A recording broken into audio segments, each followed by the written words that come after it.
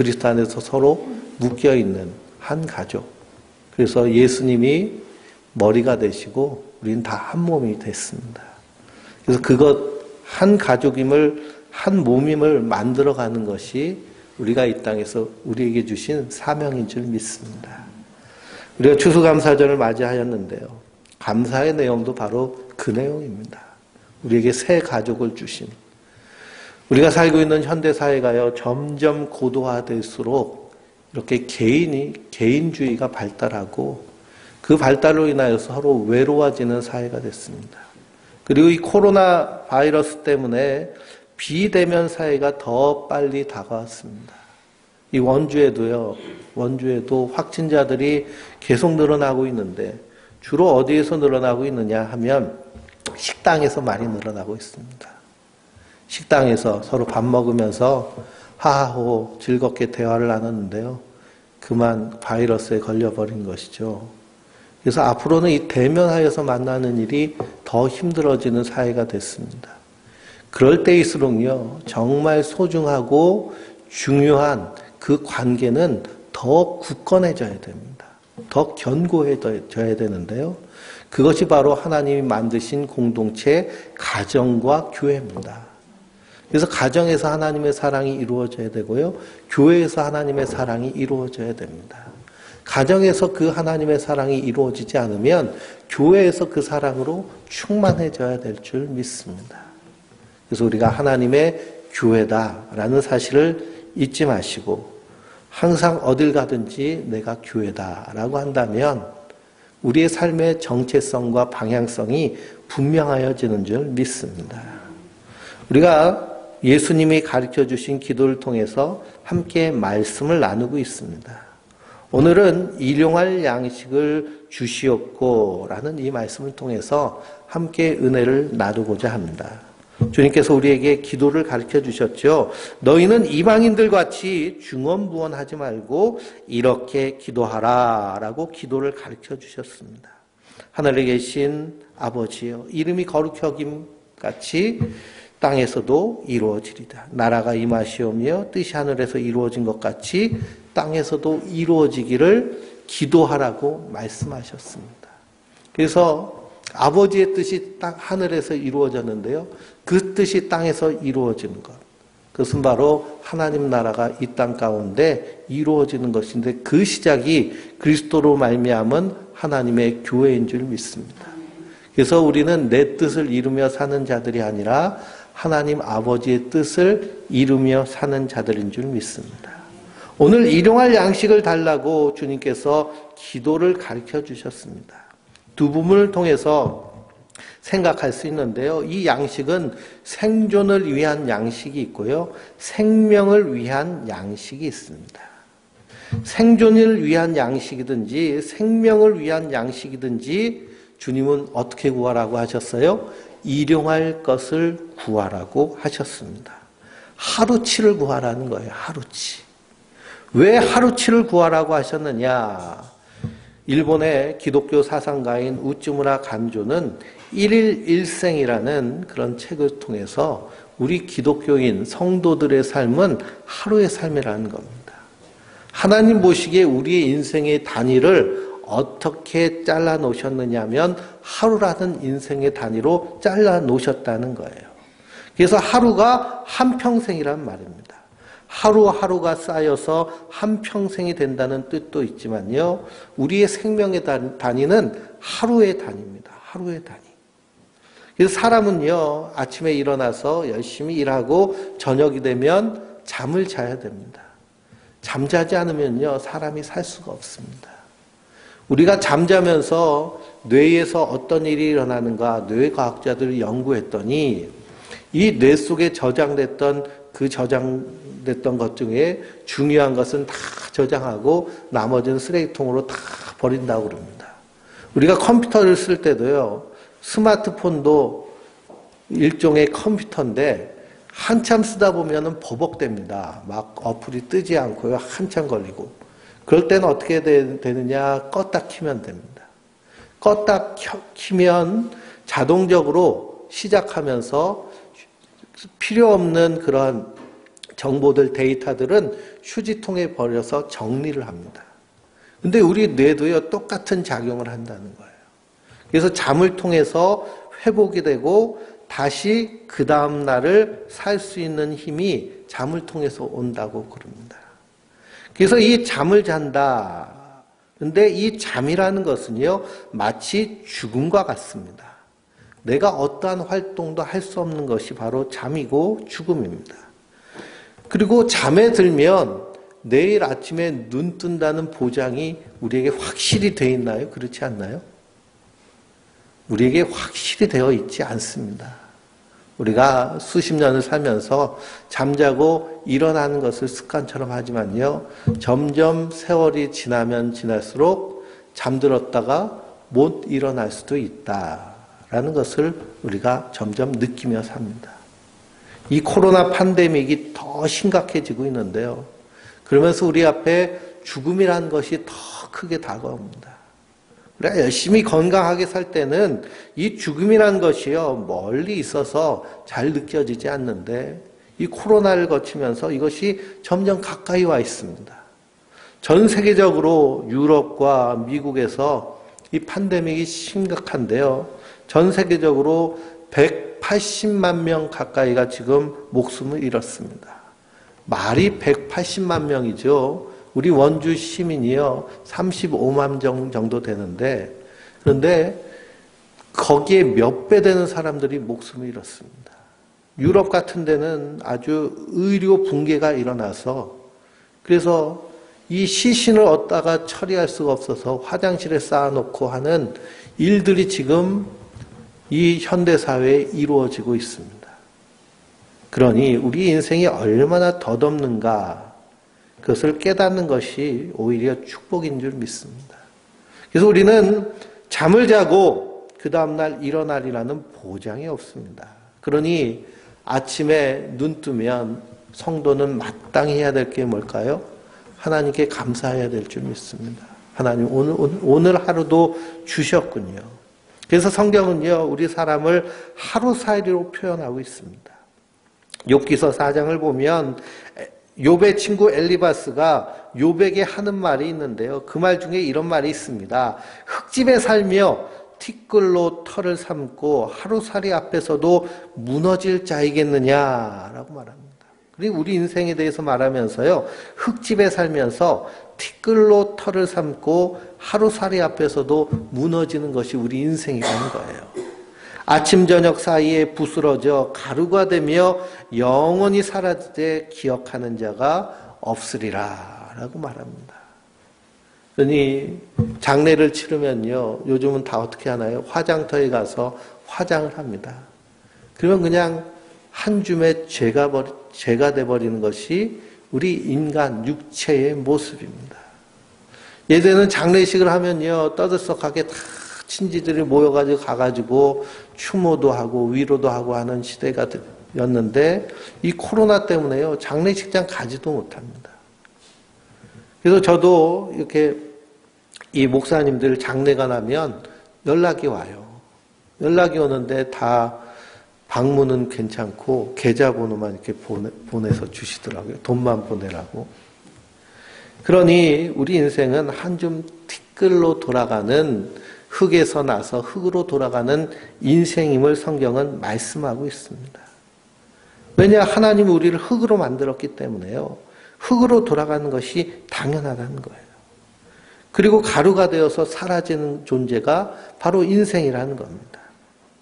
그래서 우리 인간의 연약성을 잘 얘기하고 있습니다. 이사야 선지자는 이사야서 51장 6절에 너희는 하늘로 눈을 들며 그 아래의 땅을 살펴봐라.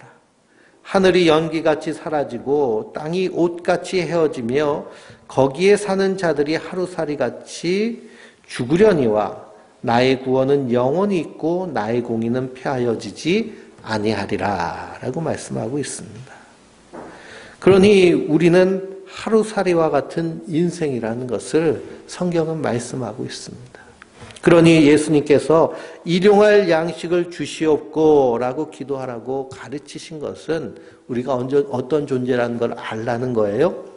하루살이 같은 존재라는 걸 알라는 거예요. 그 하루살이 같은 인생을 사람이 무엇이간데 주께서 저를 생각하시고 인간이 무엇이간데 저를 권고하시나이까. 시인이 그렇게 찬양하잖아요. 여호와 우리 주여, 주님의 은혜가 어찌 그리 아름다운지요. 우리가 티끌로 돌아갈 그런 보잘것없는 존재인데, 그런데 하나님이 사람이 돼서 이 땅에 오셔서 그 피를 다 쏟으심으로 나를 하나님의 사람으로, 저 영원한 하나님 나라를 소망하며 살게 하여 주신 그 은혜가 우리에게 얼마나 큰지요. 그것을 깨달으면 우리 안에 감사할 것밖에 없는 것이 우리 인생인 줄 믿습니다. 그런데 일용할 양식을 주시옵고 라는 이 말씀 가운데 우리 인생이 그렇게 보잘것없다. 그래서 야고보서 사도는 야고보서 4장 14절에 잠깐 있다가 없어지는 안개와 같다라고 말하잖아요. 요즘 이제 가을 깊어지니까 새벽에 일어나서 길을 보면은 안개가 자욱하게 껴 있습니다. 근데 아침이 되면은요, 언제 그랬냐는 짓이 안개가 사라지듯이 우리의 존재가 그렇다는 거예요. 그것을 인식하고 산다라고 한다면 우리가 이 땅에서 천년 만년 살 것처럼 그렇게 아웅다웅하며 사는 것이 아니라 오늘 하루 살게 하여 주신 그 하나님의 은혜, 오늘 하루 먹을 것이 있는 것의 소중함, 오늘 하루 나에게 생명의 양식 주신 것에 대해서 감사하며 사는 그것이 바로 성도의 삶인 줄 믿습니다. 그래서 우리가 일용할 양식을 주시옵고 라고 기도하면서 그 기도에 담겨져 있는 정신이 바로 그 하나님의 은혜에 감사하는 정신인 줄 믿습니다. 또한 성경 전체는 하나님의 사랑과 이웃 사랑에 대해서 말씀하고 있는데요. 십계명 내용은 하나님의 사랑과 이웃 사랑이 담겨져 있습니다. 그것을 한마디로 말하면 서로 사랑하라는 말씀입니다. 주기도문도 마찬가지입니다. 주기도문의 기도 가운데는 하나님을 향한 기도와 그리고 사람을 향한 기도, 그러니 일용할 양식을 주시옵고 라고 하는 기도도 나를 위해서만 하는 기도가 아니고요, 사람을 향하여서 하나님께 기도하는 기도의 내용입니다. 그리고 주기도문 안에도 담겨져 있는 것이 하나님 사랑과 이웃 사랑, 서로 사랑하는 그 사랑의 정신이 담겨져 있는 줄 믿습니다. 성경은 마음을 다하고 성품을 다하고 힘을 다하고 목숨을 다하고 뜻을 다하여 하나님과 이웃을 사랑하라 라고 말씀하십니다. 이 사랑을 이루어가는 곳이 바로 하나님의 나라입니다. 그 하나님의 나라, 천국은 어떤 곳이에요? 서로 사랑하는 것. 하나님과의 사랑이 완성되고 그리고 우리 이웃과의 성도 간의 사랑이 완성되는 곳이 바로 하나님의 나라입니다. 그러니 교회는 하나님 나라의 모형이 되므로요, 우리가 이 땅에서 서로 사랑함으로 그래서 하나님 나라를 세워가는 것이 교회의 모습인 줄 믿습니다. 그래서 일용할 양식을 구할 때 거기에 이웃 사랑이 담겨져 있습니다. 우리가 살고 있는 이 시대요, 우리는 먹을 것 걱정하지 않고 살고 있다 하지만 여전히 지구에 살고 있는 70억 인구 중에 10억은 심각한 기아 상태에 빠져 있다라는 것을 우리가 알아야 됩니다. 나만 배부르다고요, 다른 사람도 다 배부를 것으로 생각하며 살면 안 됩니다. 극심한 빈곤과 가난 가운데 빠져 있는 사람들이 있습니다. 특히 저 아프리카는요, 기후변화로 인하여서 사막화가 심각하게 이루어지고 있습니다. 우리가 2020년을 살면서 기가 막힌 한 해를 살고 있죠. 정말 이 코로나로 인하여서 팬데믹, 정말 상상도 못한 일이 이루어지고 있고 예배드리는데 다 마스크 쓰고 계시니 얼마나 답답하세요. 사람 만나기도 두려운 시대에 살고 있는데 올해처럼 기후변화가 심각했던 때가 없습니다. 장마가 3달이 넘도록 비가 오고, 그나마 대한민국은요 덜한 거죠. 일본이나 중국처럼 우리나라에 비가 왔으면 정말 남아나는 것이 하나도 없이 다 쓸려갔을 겁니다. 이런 심각한 기후변화가 앞으로는요 매해마다 더 심해지면 심해지지 덜해지지는 않을 것이다 라고 말합니다. 이 이유가 뭐냐? 사람들이요 너무 탄소를 많이 배출한다고 그래요. 그래서 선진국에 사는 사람 한 명이 1년에 남극과 북극에 있는 빙하를 5만 톤을 녹인다고 그럽니다. 그러니까 선진국에 사는 사람이 누굴까요? 우리가요 선진국에 살고 있어요. 세계 사람들이 대한민국 다 선진국으로 인정하고 있는데 우리 성도님들 한 사람 한 분들이 1년에 남극과 북극에 있는 빙하를 얼마씩 녹인다고요? 5만 톤을 녹인대요. 5만 톤. 엄청나게 녹이고 있죠. 그래서 선진국 사람들이 그렇게 펑펑펑펑 써대는 것에 그 반작용으로 이 기후변화가 오고요. 지구의 온도가 자꾸 올라가는데 거기에 가장 큰 피해를 당하는 사람들이 어떤 사람이냐? 바로 후진국, 가난한 나라 사람들, 아프리카 사람들. 비가 오지 않아가지고요. 농사 짓던 땅이 다 말라 비틀어지는 사막이 돼버리는 사막화. 저 중국의 농경지는요. 비가 잔뜩 와가지고 다 침수돼 버려서 그래서 점점 이런 일이 계속되면 이제는 먹을 것이 더 심각하게 부족해지는 그런 상황이 온다고 그럽니다. 그러니 누구 때문에 그런 피해를 당하는 거예요? 선진국 때문에 가난한 나라가 피해를 당하고 있습니다. 이 지구에 생산되는 곡물이요. 곡물이 120억 명이 먹고도 남을 만한 곡물을 생산하고 있답니다. 지금. 그런데 지구의 70억 인구 중에 10억 인구는 먹을 것이 없어서 굶어가거든요. 그럼 그 나머지 곡물을 누가 먹느냐 하면 소, 돼지, 닭들이 먹죠. 소, 돼지, 닭들을 먹이는 이유는 뭐냐? 사람들이 고기를 먹으려고 그럽니다. 그럼 그 고기를 누가 먹냐 하면 선진국 사람들, 우리가 다 먹습니다. 그만큼 환경재해가 심각한 시대에 우리가 살고 있는데요. 우리가 일용할 양식, 생존을 위한 양식을 구해야 되고 기도해야 되고 그것을 위해서 우리의 가진 것을 나누어 줄 수 있어야 될 줄 믿습니다. 그래서 텔레비를 한참 보면요. YTN 같은 뉴스 채널을 보고 있으면 간간히 광고를 하는데 어떤 광고가 많이 있어요? 도와주세요. 살려주세요. 후원해 주세요 하는 광고들이 많이 있습니다. 그런 걸 보면서 우리가 책임감을 느껴야 됩니다. 하루에 3만 원씩, 한 달에 3만 원씩이요. 아프리카의 한 아이를 도우면 그 아이가 공부해가지고 고등학교까지 졸업할 수 있습니다. 뿐만 아니라 그 가정의 생활에 보탬이 되는 생활비가 됩니다. 우리 한 달에 3만 원 별것 아니잖아요. 그렇죠? 같이 모여가지고 밥만 먹어도 가족끼리 뭐 중국집 가서 짜장면만 먹어도요. 뭐 2만 원, 3만 원 금방 없어지는 돈입니다. 그런데 그것으로 한 달을 살고 학교를 다니는 학비가 되는. 그러니 그렇게 도울 줄 아는 모습이 우리가 생존을 위해 기도하며 생존을 위한 양식을 나눠주는 일인 줄 믿습니다. 그래서 하나님 기뻐하시고 즐거워하시는 일입니다. 그래서 우리 이 생존의 양식을 위해서 기도해야 됩니다. 예수님 당시에는요, 대부분의 사람들이 절대 빈곤에 빠져 있기 때문에 일용할 양식, 생존의 양식을 구했습니다.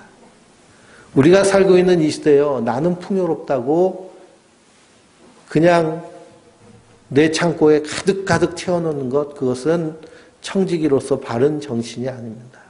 그래서 누가복음 읽어보면 예수님께서 비유로 말씀하십니다. 한 부자가 있는데 농사를 져서 엄청나게 수확을 거뒀습니다. 그래서 기존에 있던 창고들로는 이게 감당이 안 되니까 다 헐어버리고 창고를 크게 새로 짓고 거기에다 다 채워 넣습니다.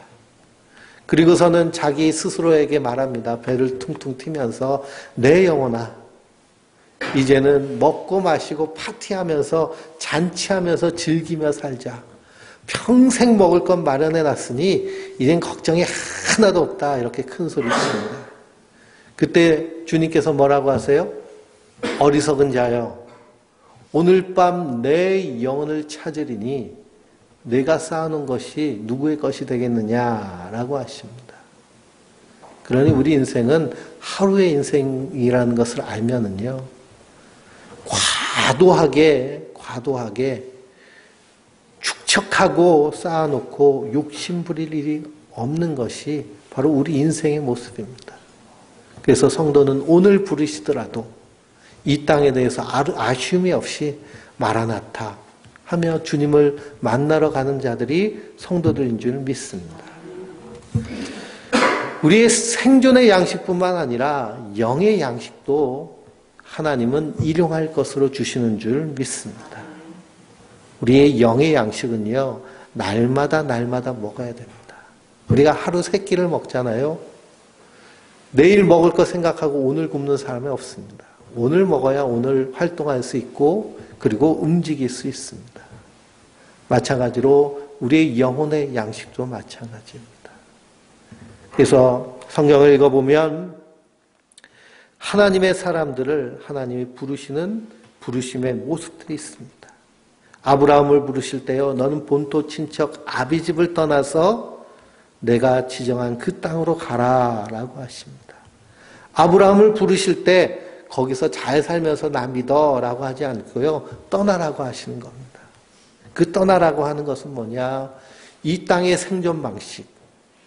그래서 선악과를 따먹은 죄인은요, 이 땅에서 축척하고 쌓아놓고 경쟁하고 시기하면서 살아가는 그 삶의 모습인데, 본토 친척 아비집을 떠나라는 것은 그 삶의 방식을 떠나서 하나님이 말씀하신 그 삶의 방식, 이 땅에서 나그네와 같이 본향을 사모하며 사는 사람으로 잠시 있다가 지나갈 이 땅에서 소유를 축적하는 것이 아니라 저 하늘의 소유를 상금을 쌓고 하늘을 소망하며 살라고 하신 것이 아브라함을 부르신 부르심의 모양입니다. 아브라함을 부르시듯이 우리 성도님들 한 분 한 분을 주님께서 부르신 줄 믿습니다. 그래서 우리는요, 이 땅에서 나그네와 같이 사는 겁니다. 짐 싸가지고요, 그냥 주님 부르시면 가는 거예요.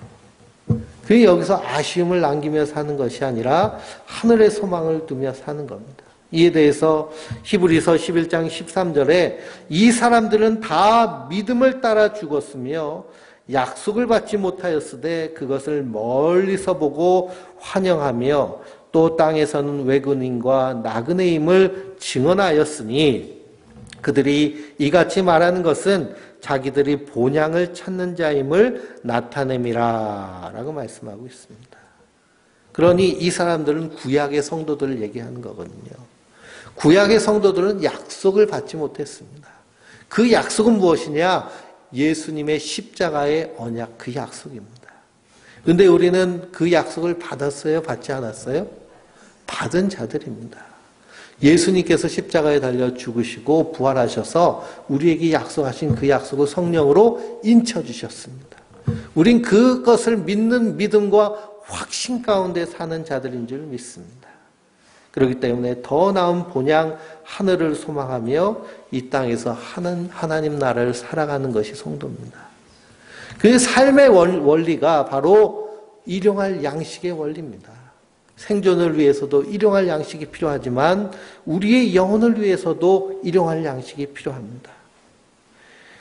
아브라함뿐만 아니라 이스라엘을 애굽에서 부르실 때 그들을 어디로 인도해 가셨나요? 구름기둥과 불기둥이 먹을 것이 많은 곳으로 인도하지 않으시고요, 광야로 인도하셨습니다. 광야는 물이 없고 양식이 없는 곳. 그래서 누가 주셔야 돼요? 하나님이 주셔야 돼요. 내 힘으로는 살 수 없는 것이 광야입니다. 이스라엘 백성들이 애굽에서 나올 때 먹을 것 바리바리 쌓았지만 한계가 있죠. 그래서 며칠 되지 않아서 먹을 게 똑 떨어졌습니다. 그래서 이 모세에게 가서 먹을 것이 없다 그러니까 하나님 그들에게 주시죠. 그들에게 주신 게 뭘까요? 만나입니다. 만나를 주셨어요. 이른 아침에 일찍이 광야로 나가니까 하늘에서 만나가 내려 있는데요. 그래서 그 만나를 먹으면서 광야에서 40년 동안 살았습니다. 그 만나를 주신 이유는 뭐냐? 사람이 떡으로만 살 것이 아니라 하나님 주시는 말씀으로 살 것이니라. 요구로 말하면 우리가 밥만 먹고 사는 것이 아니고요, 말씀도 받아야 살 수 있다는 겁니다. 근데 그 만나를 어떻게 주셨어요? 매일 아침 주셨어요. 매일 아침. 어떤 사람은요, 일주일치 한꺼번에 모아놔야지. 요즘 냉장고가 점점 커집니다. 냉장고가 크니까 여기다 잔뜩 쌓아놓잖아요. 그렇죠? 그리고 냉장고 파먹기 뭐 그런 얘기도 있는데 쌓아놓으니까요, 버리는 것도 많아져요. 그래서 만나를 이렇게 쌓아놨습니다. 내일 아침엔 좀 늦잠 자고 오늘 걷어놓은 걸로 내일 먹어야지라고 했더니 어떻게 됐어요? 그 다음날 되니까 만나가 썩어서 벌레가 바글바글 합니다. 만나는 매일매일 먹으라는 거예요. 매일매일 공급받아야 되는 것. 근데 놀랍게도 안식일 날은 만나가 내리지 않아서 그 전날 걷어놓으면 안식일 날까지 상하지 않게 보존됐습니다. 그렇게 하신 이유는 뭐냐? 사람이 떡으로만 사는 것이 아니라 하나님 주시는 것으로. 네가 열심히 일해서 버는 것 같이, 근데 누가 주신 거라는 거예요? 하나님 주시는 것이라는 거예요. 하나님 허락해 주시는 것이다. 그러므로 우리가 10년 전, 20년 전에 받은 은혜를 가지고 오늘을 살 수 없습니다. 오늘을 살기 위해서는 오늘 주시는 하나님의 그러한 생명의 양식이 있어야 되는 줄 믿습니다. 그 양식이 바로 하나님의 말씀입니다. 그래서 초대교회의 특징은 무엇이냐? 매일같이 모여서 떡을 뗐다라고 했어요. 매일같이. 매일 모여서 떡을 뗀 이유는 뭐예요? 매일같이 모여서 떡을 뗀 이유는 매일매일 모여서 일용할 양식인, 영의 양식인 하나님의 말씀을 듣기 위함입니다. 또 초대교회의 특수성이 있죠. 그 고대 사회에는 대부분의 성도들이 빈곤했기 때문에 한 가정에 모여서 함께 공동으로 식사했습니다. 식사란 게 아주 보잘것없는 것이죠. 빵 한 덩이랑 그냥 포도주 한 잔 마시면서 식사를 하고 말씀을 나누는 모습이 초대교회의 모습입니다. 그래서 우리도 날마다 하나님 주시는 말씀을 공급받아야 됩니다. 그 말씀을 공급받는다라는 것은 생명의 떡 대신 예수를 먹는 것을 의미합니다. 그래서 예수님께서 오병이어의 기적을 행하시고 그리고 그 예수님을 따르는 사람들에게 내가 바로 생명의 떡이다 라고 말씀하십니다. 이 말씀을 먹는다라는 것은 예수님을 먹는다는 거예요. 우리가 예수님과 하나 된다라는 것을 의미합니다. 그러니 일용할 양식을 우리가 날마다 공급받아야 될 줄 믿습니다. 그리고 교회는 이 하나님의 말씀을 공급하는 공급처가 돼야 됩니다. 그러니 교회는 건물이 아니라 우리 성도님들 한 사람 한 사람이 하나님의 교회라고 제가 계속 말씀드렸는데요. 우리 성도님들 입술에서 무엇이 선포돼야 될까요? 하나님의 말씀과 하나님의 사랑이 선포돼야 될 줄 믿습니다. 만나서 하는 얘기가요, 세상 사람들과 다를 것 없이 그냥 자식 얘기, 돈 얘기, 뭐 드라마 얘기, 뭐 그런 얘기로 끝난다라고 하면 교회로서의 부르심에 합당하지 않는 모습입니다. 왜 나를 교회로 부르셨을까? 저 배고픈 자를 향하여서 하나님의 말씀으로 먹이라고 나를 부르셨구나 라는 분명한 사명의식을 가져야 될 줄 믿습니다. 그러기 위해서 우리를 부르셨습니다. 그러므로 우리가 하나님을 아는 것과 믿는 것에 하나가 되어서 그래서 그 복음을 분명히 증거할 수 있고 전할 수 있는 그런 떡을 나눠주는 사람이 되어야 될 줄 믿습니다. 이것이 교회로서 우리를 부르신 부르심의 이유이고 하나님 우리를 이 땅에서 주신 사명인 줄 믿습니다. 그래서 이사야서 55장 1절을 읽어보면 오호라 너희 모든 목마른 자들아 물로 나오라 돈 없는 자도 오라 너희는 와서 사 먹되 돈 없이 값 없이 와서 포도주와 젖을 사라 라고 말합니다. 그러면서 너희가 어찌하여 양식이 아닌 것을 위하여 은을 달아주며 배부르게 하지 못할 것을 위하여 수고하느냐 내게 듣고 들을지어다. 그리하면 너희가 좋은 것을 먹을 것이며 너희 자신들이 기름진 것으로 즐거움을 얻으리라. 사람은요 하나님의 말씀 없이는 메마르고 그리고 기아 상태에 허덕일 수밖에 없습니다. 그래서 믿지 않은 사람들의 모습을 보세요. 겉으로는 괜찮은 것 같지만 다 한결같이 영혼이 파리하게 쇠하여 있습니다. 그래서 하나님의 사랑에 목말라 하는 모습들을 우리가 영적인 눈으로 볼 수 있어야 됩니다. 주님은 그들에게 먹을 것을 주시기를 원하십니다.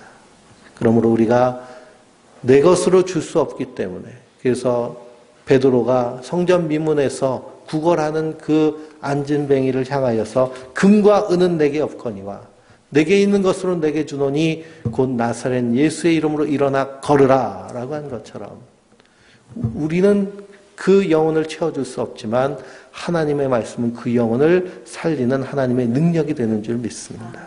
그 믿음을 가지고 하나님 우리에게 일용할 양식을 주신 것을 또한 나눠줄 수 있는 그런 하나님의 사람으로, 그래서 우리 안에서 생명이 풍성하여지고 충만하여지는 그 기쁨을 누리는, 그래서 그 안에서 날마다 기뻐하고 감사하며 하나님께 영광 돌리는 하나님의 사람들 되시길 주님의 이름으로 축원드립니다.